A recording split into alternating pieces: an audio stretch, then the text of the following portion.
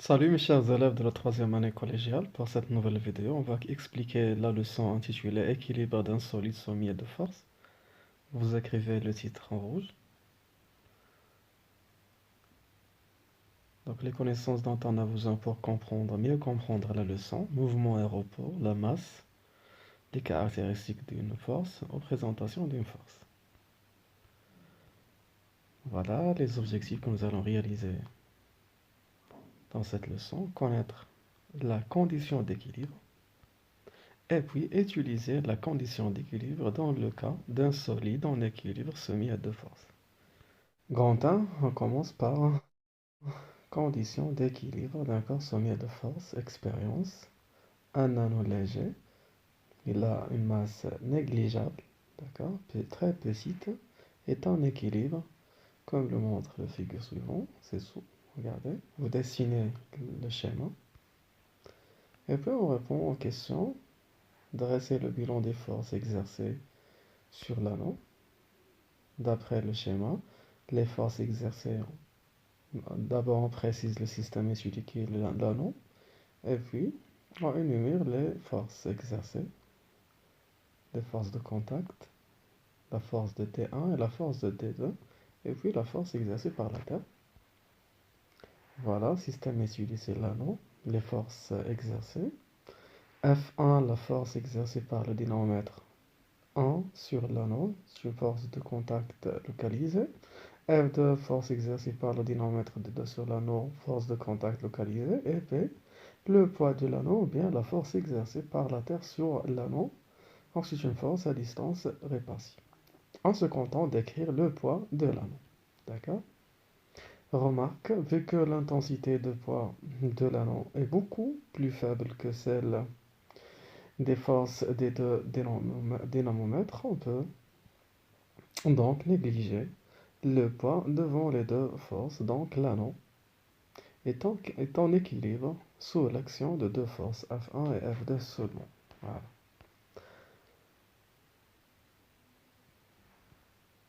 Voilà les caractéristiques des forces F1 et F2. F1, la force exercée par dynamomètre T1. Voilà, le point d'application c'est A. La droite d'action droite inclinée AV, de A vers droite, et l'intensité égale à 3 newtons. De même pour F2, le point d'application c'est B, droite inclinée AV, et le sens de B vers gauche, pardon, et puis F2 égale 3 newtons. Passe maintenant à la représentation. Regardez le schéma. On présente les deux forces par deux vecteurs de longueur 3 newtons. On utilise, on a recours à l'échelle suivante. 1 cm équivaut à 1 newton. Voilà. D'après le schéma, ou bien d'après le tableau, on peut conclure, ou bien on peut comparer les caractéristiques des deux forces. Ils ont des droites d'action confondues. Regardez, les deux droites d'action sont confondues. La même intensité, F1 égale F2 égale 3 newtons, et les deux sens sont opposés. Le premier sens à droite et l'autre à gauche. Donc, ils sont opposés. Voilà les trois conditions d'équilibre. Les deux droites d'action confondues, même intensité, deux sens opposés. Voilà, on peut exprimer la généralisation précédente mathématiquement par les deux conditions suivantes.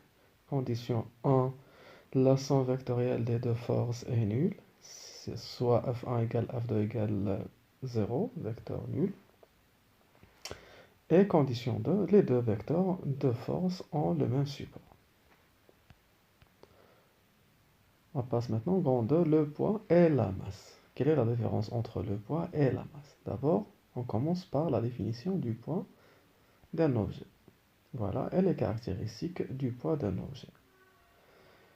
Voilà, le poids d'un objet est la manifestation de la gravitation au voisinage d'une planète. Le poids d'un objet situé au voisinage de la Terre est la force P, à distance répartie, que la Terre exerce sur lui. Elle est due à l'attraction gravitationnelle que la Terre exerce sur toute la masse de l'objet. Ces caractéristiques sont les suivantes. Donc, les caractéristiques du point. Le point d'application sur le centre de gravité de l'objet noté G, grand G, G majuscule. La droite d'action, c'est la verticale passant par le point G. Le sens de G vers le centre de la Terre. Et l'intensité du point se mesure avec un dynamomètre, on la note P, son unité légale est Newton, notée N. Voilà. Quelle est la relation entre la masse et l'intensité du poids d'un objet? On réalise l'expérience suivante. Activité. Voilà. On dispose d'un dynamomètre et de masses marquées, qui sont des objets dont les masses sont connues et notées dessous. Et puis on mesure l'intensité des poids de ces objets tout en remplissant le tableau suivant. Regardez, nous avons ici la masse en kilogrammes, l'intensité de corps en newton et on calcule le rapport P, c'est-à-dire l'intensité du poids divisé par la masse. D'accord? Et on obtient le résultat suivant. Voilà, observation, interprétation. Lorsque la masse de l'objet vient du corps augmente, l'intensité de son poids augmente aussi, tandis que le rapport P sur M reste constant pour tous les objets. On l'appelle l'intensité de pesanteur. Son symbole est G. On écrit G égale P sur M à partir de cette relation. Voilà, conclusion. La relation entre l'intensité de poids P d'un corps et sa masse, P égale M multiplié par G avec M la masse du corps en kilogrammes, P l'intensité de poids du corps en newton, et G c'est l'intensité de pesanteur en newton par kilogramme. Voilà la relation.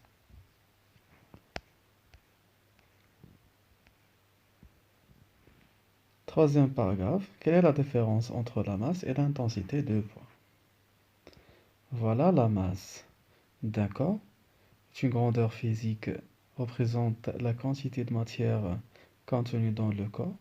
Elle ne dépend pas du lieu où se retrouve le corps, alors que l'intensité de poids d'un corps bien d'un objet varie selon le lieu où se trouve ce corps et selon l'altitude du lieu, car chaque lieu se distingue par une grandeur appelée l'intensité du champ de pesanteur G, petit g.